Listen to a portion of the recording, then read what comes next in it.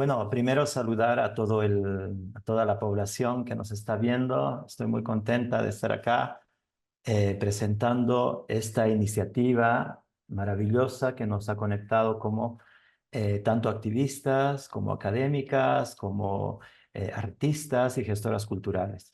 La comunidad de investigación, acción en derechos y ciudadanía diversidad creado el archivo Quegua, Rebeldía y Poder, le hemos llamado, por varios sentidos. Ha sido un deseo personal y político de justamente recuperar la memoria histórica de nuestra población, porque nosotros, iniciando un proceso histórico en Bolivia del 2003 con la guerra del gas, el 2001 con la guerra del agua y el 2005 iniciando una asamblea constituyente para dejar un gobierno neoliberal, pues nos veíamos en la necesidad de discutir con los movimientos históricos excluidos en nuestro país, como los movimientos indígenas, movimientos afrobolivianos y otros movimientos. Y claro, todos nos decían, nosotros tenemos una historia de opresiones, tenemos los archivos. ¿Y qué archivo teníamos nosotras, no? Entonces, es ahí que en todo este trajín, pues ya nuestros cuerpos fueron un archivo, nuestros cuerpos en las calles, en la asamblea constituyente, en las discusiones con los distintos movimientos sociales. Entonces se formaron como estos archivos vivos que han ido contando y relatando las historias de nuestras compañeras. Y es ahí que todo este proceso llega a un 2009, donde oficialmente como comunidad diversidad se crea el archivo EWA con las publicaciones ya de los siguientes libros, porque estos fueron los que nos motivaron, que es la China Morena, Memoria Histórica Travesti, que el 2012 se publica oficialmente, que es una recopilación de historias, archivos fotográficos de las primeras travestis en las fiestas populares de nuestro país, en los carnavales de Oruro, en las fiestas de la ciudad de La Paz y otras fiestas, en los años 60 y 70, donde la dictadura estaba iniciando en nuestro país y donde los cuerpos trans obviamente han sido los principales objetos de uso, abuso y exterminio, ¿no? Entonces, ese fue el primer trabajo que se presentó. Luego el libro Memorias Colectivas, Historias del Movimiento LGBTI de Bolivia, 2003, donde ya se amplía la mirada a los otros movimientos gay, lésbicos, trans, queer y hasta los colegas que también, muchos activistas, han empezado a plasmar sus historias en este documento. El 2014, si tú me dices, ven, lo dejo todo, historias de parejas del mismo sexo en Bolivia, que también era una historia pendiente por la misma Asamblea Constituyente, donde recoge las historias y memorias de parejas históricas en nuestro país de 30, 35 años. Entonces, eso ha sido un documento importantísimo que ha permitido que luego iniciemos una lucha para la unión civil en nuestro país. Reflexiones sobre diversidades sexuales y género en comunidades indígenas de Bolivia, habiéndose reconocido 36 pueblos indígenas, 36 formas de ver y vivir la sexualidad y las identidades de género, pues han sido elementos importantes.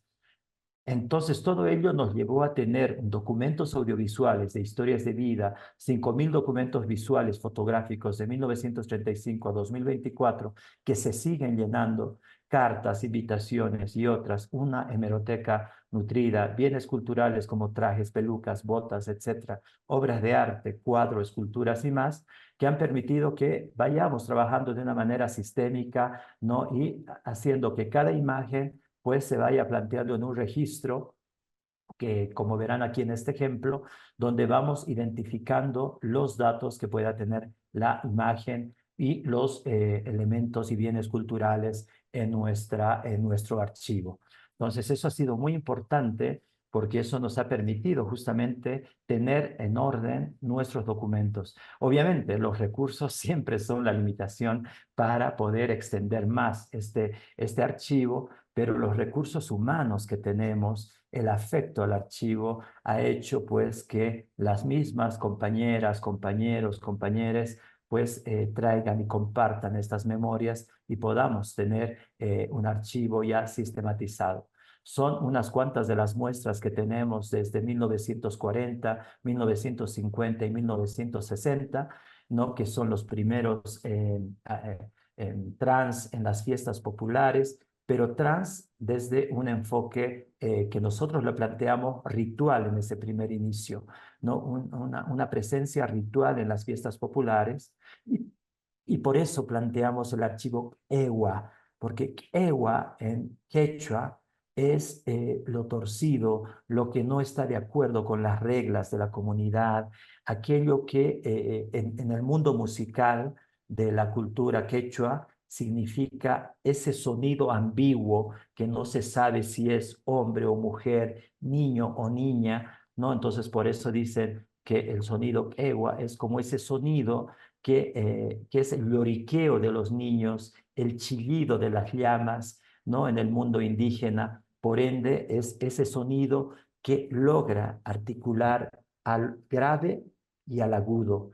Entonces, el sonido quewa es ese sonido conector, un sonido habitual, un sonido ritual que hace que la melodía siga y se construya. Entonces, por eso, ese significado de las comunidades indígenas del EWA pues es distinto al quechua que se conoce en las ciudades, que, es que significa maricón directamente, ¿no? Entonces, quitándole todo ese sentido ritual de cosmovisión de nuestros pueblos y naciones. Es por eso que nuestro archivo se llama EWA.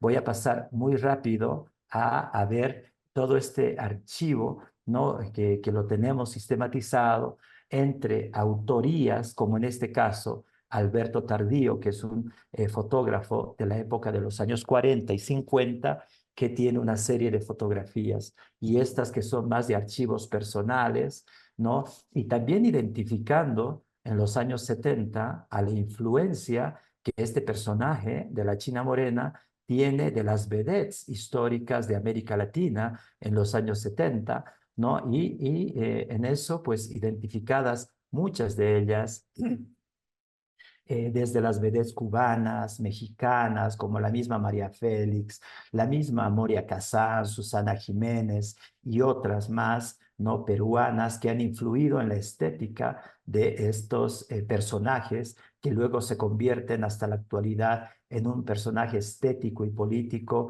de revolución sexual nacido en esa época, ¿no? Entonces estas fotografías pues muestran de esta mirada que estaba escondida, ¿no? Hasta el 2009, estas fotografías estaban escondidas, ni la misma historia popular de la fiesta popular conocía y reconocía este personaje y que eran travestis, ¿no? Compañeras trans las que habían creado este personaje que actualmente bailan solo mujeres cis, ¿no? Mujeres hermosas, las misses que van a los concursos de belleza, actualmente ellas bailan. ¿Por qué? Porque en 1974, imagínense el poco tiempo que han tenido ellas, el presidente de facto, el dictador Hugo Banzer Suárez, pues a la osadía de una de ellas que sube y le da un beso al presidente militar, Banzer, pues hace que no participen más en las fiestas y hay una persecución sistemática hacia ellas, pero ellas siguen bailando en fiestas rurales, en los pueblos y en otros lugares, pero ya no en las fiestas oficiales. Y su imagen, su estética se transforma ya en una estética que luego las mujeres cis empezarían a utilizar desde fines de los 70, 80 hasta la actualidad. Entonces, estos son archivos fotográficos, hemerotecas, que actualmente tenemos en el archivo Quegua, y para no pasarme de tiempo, pues simplemente plantear que estos documentos, que todos tienen la firma y el acceso de parte de las mismas compañeras, que son parte del archivo Quegua, muchos de ellos y muchas de ellas han fallecido y otras no tenían los recuerdos de sus trajes, los cuales se hicieron también memorias visuales a través del dibujo de obras artísticas, como eran sus trajes en aquella época, viendo la estética, como en este caso de 1974, hacían las postales con las imágenes de las compañeras hasta la actualidad. Entonces, este archivo ya se presentó desde el 2014 en Bolivia, en distintos museos del país. Gracias al Instituto Moreira Salles de São Paulo, la muestra Metamorfosis de Madalena Schwartz se presentó en São Paulo el 2021, en Malva el 2022, que tuvimos la oportunidad de compartir con Belén Correa, en MoMA, PS1, en Nueva York, el 2023, con una exposición alta y visual de este trabajo. En Auto Italia, Londres, el 2023, ha sido presentado este archivo con fotografías originales y ahora estamos en distintos espacios discutiendo sobre la importancia de fortalecer nuestros archivos en América Latina, ¿no? En diciembre estaremos en el MASP de São Paulo, justamente, en una muestra amplia sobre archivos en América Latina, y en octubre estaré presentando ya la mirada de museos de todo ese archivo vivo que tenemos en Bolivia. Espero no haberme extendido mucho, les agradezco con mucho cariño, infinito amor, les deseo que este sea un evento maravilloso y nos logre articular como archivos trans de América Latina. El archivo Quegua les manda saludos desde Bolivia.